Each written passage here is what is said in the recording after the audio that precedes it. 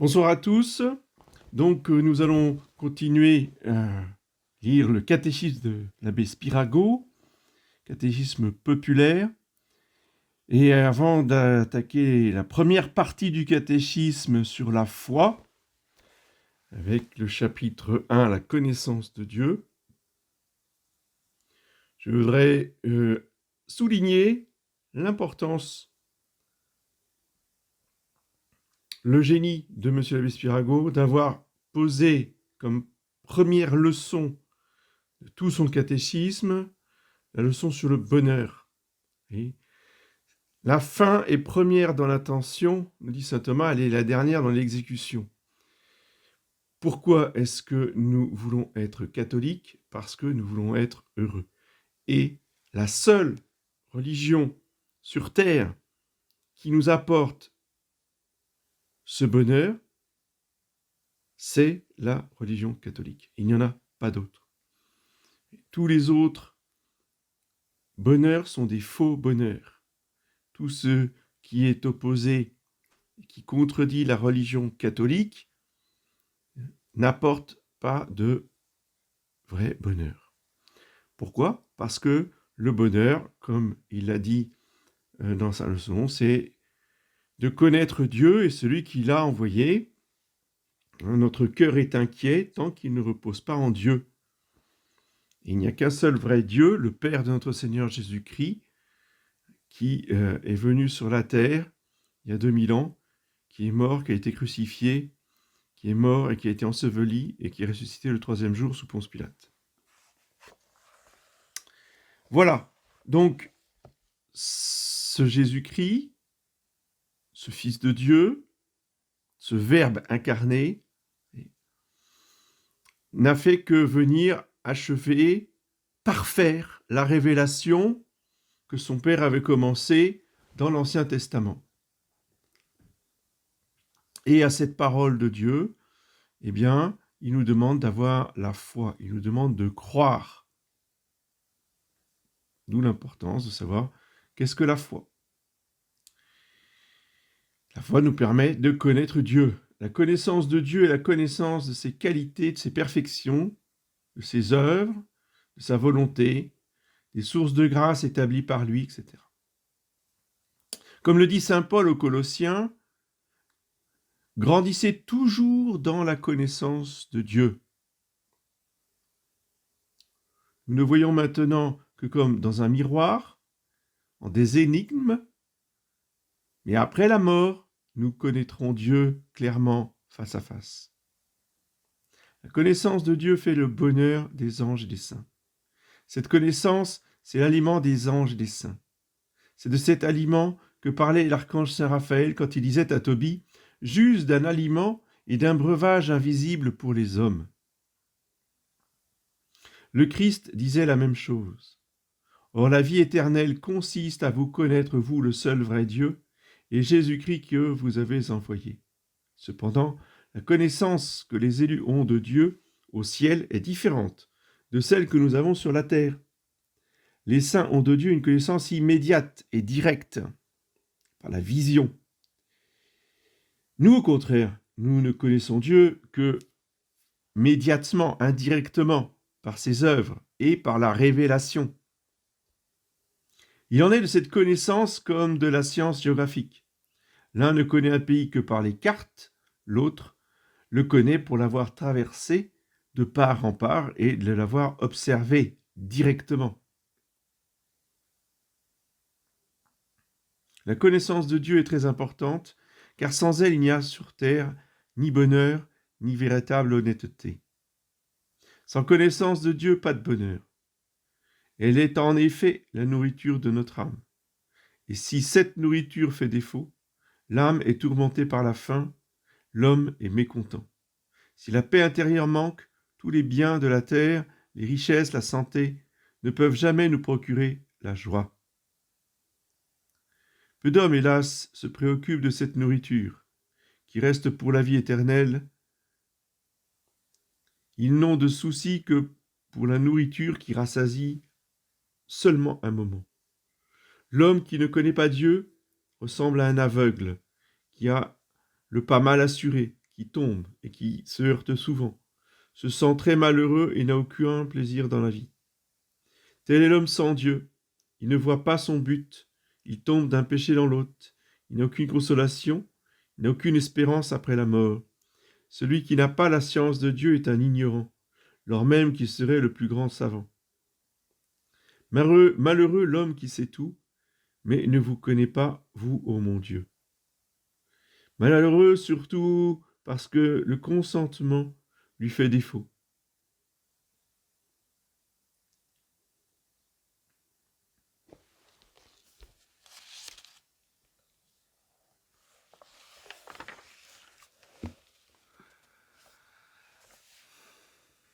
Un champ non labouré ne peut pas produire de bons fruits, et un homme qui n'a pas la science de Dieu ne peut pas faire de bonnes actions. Cette ignorance est la cause de la plupart des péchés. Pourtant, tant de serments faux ou prêtés à la... Pourquoi tant de serments faux ou prêtés à la légère? Pourquoi ne prie-t-on pas? Ne fréquente-t-on pas les offices? Néglige-t-on les sacrements? Pourquoi cette chasse passionnée de l'or, des honneurs, des plaisirs, où l'on foule aux pieds si audacieusement les commandements de Dieu? Parce que l'on ne connaît pas Dieu. L'empereur Joseph II se mêlait souvent au peuple sous un déguisement et fut plus d'une fois rudoyé par ses fonctionnaires. Pourquoi? Parce qu'il ne le reconnaissait pas, sinon il l'aurait traité autrement. Il en est de même de Dieu. Aussi le prophète Osée s'écrie-t-il, parce qu'il n'y a point de connaissance de Dieu sur terre, les outrages, le mensonge, l'homicide, le vol, s'y sont répandus comme un déluge. Et saint Paul assure que les Juifs n'auraient jamais crucifié Jésus-Christ, le roi de gloire, s'ils l'avaient connu. Or, la joie de mon Christ, Ô Dieu, la joie de mon âme, si les hommes vous connaissaient, ils ne vous offenseraient jamais. L'expérience démontre que la plupart des condamnés dans la prison ne savent rien de Dieu. Quand Frédéric II de Prusse reconnut que la disparition de la connaissance de Dieu avait pour suite une augmentation de la criminalité, il apostropha son ministre en lui disant « Importez-moi de la religion ». Apprendre et comprendre le catéchisme, qui n'est qu'un résumé de l'évangile de Jésus-Christ, sont donc deux choses très importantes. Cependant, la connaissance des vérités religieuses ne constitue pas encore l'honnêteté. Car on peut les connaître et être un homme immoral. En fait, de religion, le principal n'est pas la science de la foi, mais l'action et la conduite. La vraie connaissance de Dieu ne s'acquiert que par la foi aux vérités révélées par Dieu. Sans doute, on peut arriver à connaître Dieu par la raison, par la considération des créatures. Les cieux racontent sa gloire, ils montrent sa toute-puissance, sa sagesse, sa bonté, sa beauté. Mais notre raison est faible, et jamais par elle seule nous n'arriverons à une connaissance exacte et claire de Dieu. On sait quelles idées insensées avaient sur la divinité et quel culte immoral pratiquaient les païens, qui ne jugeaient que par la raison. Si tant d'objets sur cette terre sont inexplicables pour l'homme, combien plus grand est le danger d'erreur quand il cherche à scruter ce qui est au-dessus du ciel. Nul ne peut scruter ce qui est au-dessus du ciel si Dieu ne lui donne pas la sagesse et ne lui envoie pas son esprit. Or ce secours nous est donné par la foi. Cette foi aux vérités révélées par Dieu nous procure une connaissance exacte et distincte de Dieu. Aussi saint Augustin dit-il « Je crois afin de connaître ». Et saint Anselme, plus nous nous sommes nourris de la foi, plus nous sommes rassasiés d'intelligence. La foi est le commencement de toute science supérieure de Dieu. La foi est souvent appelée une lumière divine qui rayonne dans notre âme. De même que la lumière, l'éclair traverse les ténèbres, de même la foi pénètre les mystères chrétiens. Comme la lampe éclaire la maison, la foi éclaire l'âme. La foi ressemble à un observatoire sur une montagne. De là, on découvre ce que l'on ne voit pas dans la plaine. des hauteurs de la foi, on découvre ce que l'on ne remarque pas dans la plaine. Dans la simple contemplation des créatures. La foi ressemble à un télescope au moyen duquel on voit ce qu'on ne perçoit pas à l'œil nu. Par la foi, on voit ce qu'on ne reconnaît pas par la raison seule. La foi ressemble à un miroir. On peut voir dans un miroir une tour très élevée. Par la foi, on peut fort bien connaître la majesté de Dieu. Il y a 2 livres où l'on apprend à connaître Dieu. Un livre sans lettres, c'est la nature, et un livre avec des lettres, c'est l'Écriture sainte, qui nous communique la révélation. Je vais continuer d'illustrer le propos de l'abbé Spirago sur la foi par des exemples historiques qu'il nous donne et qui sont intéressants et instructifs. Le catéchisme nous contient les principes de la vraie sagesse et nous apporte l'intelligence des choses. Il nous a dit dans le premier paragraphe. Premier exemple, le jeune Manon Philippon, né à Paris en 1754. La jeune Manon Philippon, fille d'un graveur, qui épousa Roland, plus tard ministre de Louis XVI, en 1780, et qui mourut sur l'échafaud en 1793. La future Madame Roland avait passé dans sa jeunesse pour une merveille d'érudition. Un parent lui avait prêté des ouvrages des philosophes de l'Antiquité et des saints-pères qu'elle avait lus avec autant d'avidité que peu de discernement. On la présenta un jour à l'archevêque de Paris, qui, après avoir écouté pendant quelque temps les savantes tirades de la jeune pensionnaire, tourna sur ses talons et dit à la supérieure : « Achetez à cette petite fille un catéchisme de 6 sous. » L'évêque avait raison, elle perdit bientôt la foi et mourut incrédule. La bibliothèque royale.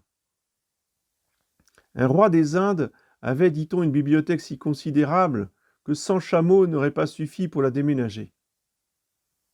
Voyant qu'il lui serait impossible de jamais lire tous ses ouvrages, il ordonna de faire un choix des meilleurs et d'en extraire la quintessence. Mais ces extraits comprenaient encore 50 gros volumes, et le roi ordonna qu'on lui en donnât un abrégé en 1 volume, qui contint un petit traité, mais complet, de la sagesse. Un de ses serviteurs, qui était catholique, lui apporta un catéchisme en lui disant : « Voici ce traité court et complet de la sagesse. » Ce serviteur avait bien dit, car le catéchisme contient tous les enseignements propres à nous rendre heureux. Opinion d'un savant au lit de mort sur le catéchisme. Jouffroy, professeur célèbre de l'université de Paris, né en 1796 et mort en 1842, perdit la foi dans sa jeunesse. Néanmoins, avant de mourir, il dit aux amis qui l'entouraient ces mémorables paroles : « Je connais un petit livre que les enfants apprennent par cœur et qui contient la solution des plus grands problèmes de la destinée de l'homme. Lisez tous ce petit livre, le catéchisme. » En effet, le catéchisme répond aux principales questions concernant la destinée humaine que la philosophie des libres penseurs appelle l'énigme de la vie. D'où vient l'univers ? Pourquoi suis-je au monde ? Que deviendrai-je après la mort ? Si Socrate, Platon ou un autre grand philosophe de l'Antiquité avaient mis la main sur ce livre, ils en auraient été stupéfaits, car il aurait répondu clairement à toutes les questions dont ils recherchaient si anxieusement la solution.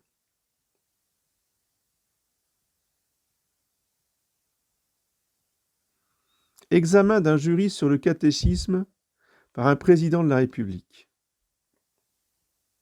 Le célèbre président de la République de l'Équateur, M.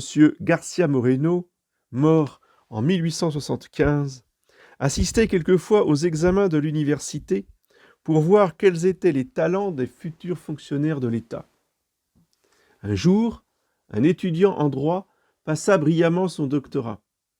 Le président le félicita et lui dit « Monsieur, vous venez de nous donner une preuve de vos excellentes connaissances en droit. Êtes-vous tout aussi fort en catéchisme ? En effet, un juriste doit avant tout connaître la loi de Dieu. » Puis il adressa au jeune docteur quelques questions sur la religion, auxquelles celui-ci ne put pas répondre. « Monsieur, ajouta alors le président, je vous conseille de vous retirer quelques jours chez les Capucins pour réapprendre votre catéchisme. Cela vous sera très utile. »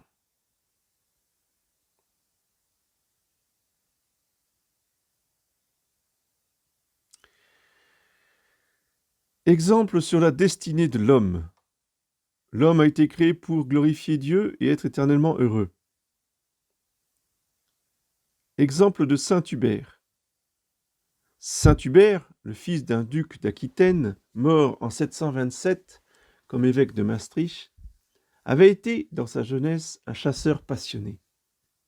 Il passait à cet exercice presque tout son temps et oubliait Dieu complètement. Un jour de grande fête, il alla à la chasse dans les Ardennes au lieu d'aller à l'office. Et soudain, il vit devant lui un cerf portant sur le front une image lumineuse du crucifié. En même temps, une voix lui cria « Hubert, jusqu'à quand continueras-tu à poursuivre le gibier et à employer si mal ton temps ? Quand seras-tu enfin convaincu que tu as été créé uniquement pour connaître Dieu et pour l'aimer ?» Ces paroles et la mystérieuse apparition firent sur Hubert une impression profonde. Il résolut immédiatement de changer de vie.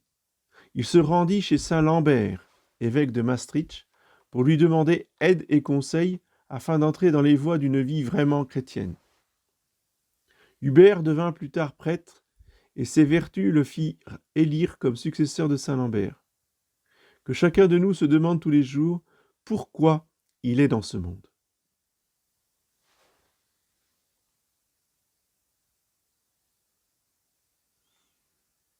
Beaucoup d'hommes ne pensent pas à leur destinée. Un étudiant, Francesco Spazzara, vint un jour chez saint Philippe Néri pour lui demander secours. Le saint lui accorda et lui demanda quelle carrière il voulait embrasser. « Celle d'avocat, » répondit le jeune homme. « Et après ? Mon éloquence me rapportera de l'argent. Et après ? Une fois âgé, je me retirerai et je vivrai commodément.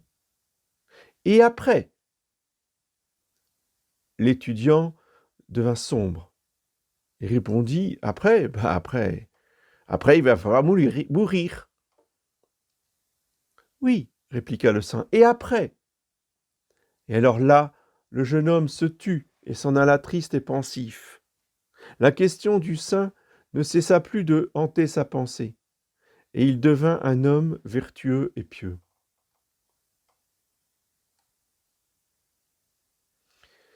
Saint François d'Assise passa un jour près d'un maçon et le salua amicalement.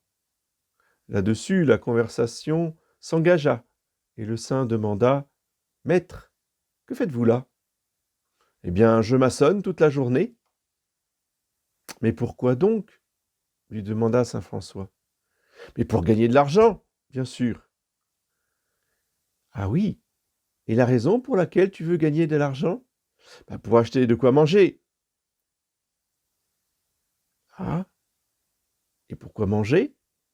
Pour vivre. » « D'accord, et pourquoi vis-tu alors ? » demanda le saint.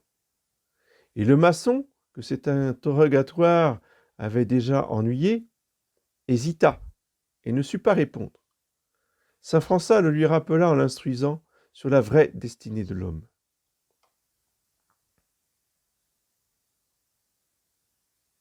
Le philosophe grec Diogène établit au marché d'Athènes une tente où il appliqua l'affiche suivante.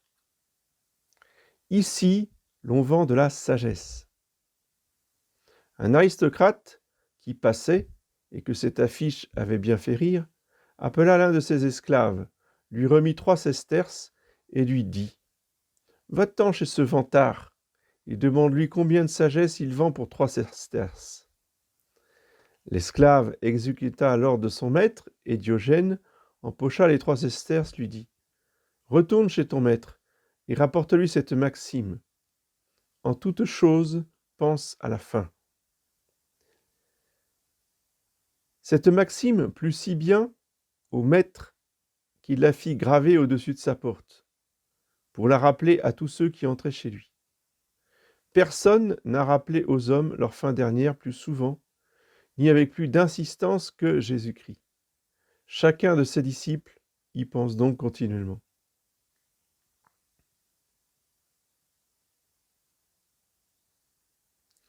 Saint Barlaam raconte que dans une ville de Grèce, on avait la singulière habitude d'élire un roi chaque année. Et de plus, un étranger qui ne connaissait rien des us et coutumes. Ces gens-là s'imaginaient être plus heureux avec ce changement annuel. Le roi, de leur côté, commençait leur règne dans les plaisirs, mais au bout de l'année, le peuple les saisissait et les faisait jeter sur une île déserte, où ils ne trouvaient aucune nourriture et périssaient misérablement. Mais une fois, l'élu fut plus prudent que ses prédécesseurs. Il fit des largesses à quelques-uns de ses sujets et apprit d'eux le sort qui lui était réservé. Il envoya donc durant l'année, dans cette île déserte, des vivres, des armes et des embarcations. L'année révolue, on le traita comme ses devanciers. On se saisit de lui et on le déporta dans l'île. Comme il y retrouva tout ce qu'il y avait envoyé, il se réembarqua avec ses soldats, revint dans la capitale, châtia ceux qui avaient mis la main sur lui et régna ensuite sans conteste sur la ville pendant de longues années. Ces malheureux rois, qui chaque année mouraient après une année de règne, sont l'image de ceux qui ne pensent qu'à leur plaisir au bien terrestre. La mort, en les surprenant, les rend éternellement malheureux. Le roi prudent, au contraire, est l'image de ceux qui, pendant leur vie, ont souci de la religion et envoient devant eux des œuvres méritoires pour le salut. Quand la mort arrive, le démon est impuissant contre eux, ils sont éternellement heureux.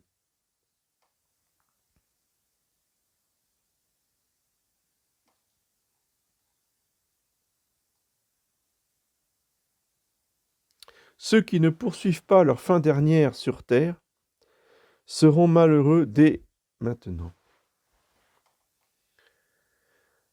Fénelon, si célèbre comme éducateur en 1715, année de sa mort, avait fait venir 3 ouvriers la veille de Noël pour achever des réparations dans son palais de Cambrai.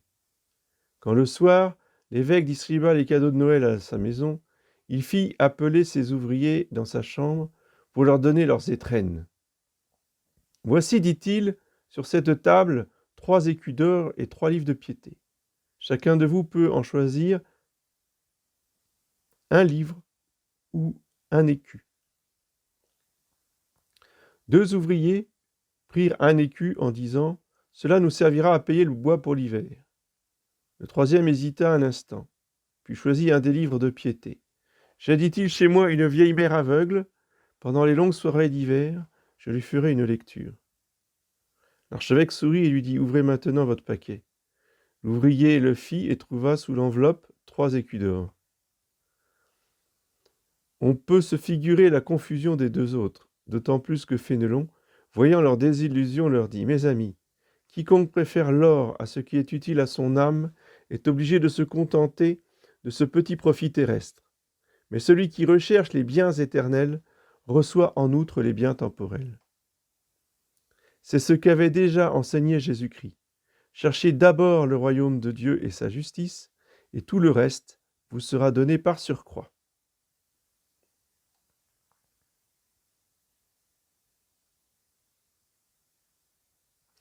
Bien des curés aux environs de Noël demandent en chair des aumônes pour les missions de la Sainte Enfance.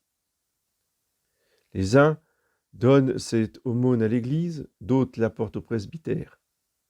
Entre autres, il y vint un petit garçon pauvre d'à peu près 7 ans, qui déposa quelques sous sur la table en disant « Monsieur le curé, voici quelques sous pour les petits païens. » Le curé le connaissait et savait que sa mère était une pauvre laveuse dont le travail n'empêchait pas le pain de manquer quelquefois à la maison. Il lui demanda donc d'où il tenait cet argent. « J'ai, dit l'enfant, ramassé de vieux os, je les ai vendus, et voici l'argent. » « Mais, répartit le curé, vous n'êtes pas riche, il aurait fallu garder ces quelques sous, et vous en acheter quelque chose d'utile. »« C'est vrai, répondit l'enfant, mais ma mère, elle a dit que tout en ne possédant rien, nous ne sommes plus riches que les petits Chinois, parce que nous connaissons Jésus-Christ, tandis que les petits Chinois sont dans la plus grande misère et le plus grand malheur parce qu'ils ne connaissent pas le Sauveur Jésus. » On voit par ce trait combien la religion contribue au contentement et au bonheur des pauvres.